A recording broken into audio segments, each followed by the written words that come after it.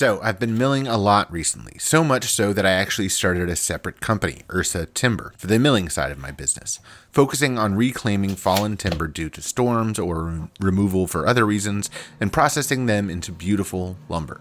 It's very exciting, and we're still in the beginning stages, but I have years of wood stockpiled all over, and I'm trying to get more organized and streamlined. That's where Trace comes in. You know I love a story, and the Trace platform helps me tell the story of a tree that much easier.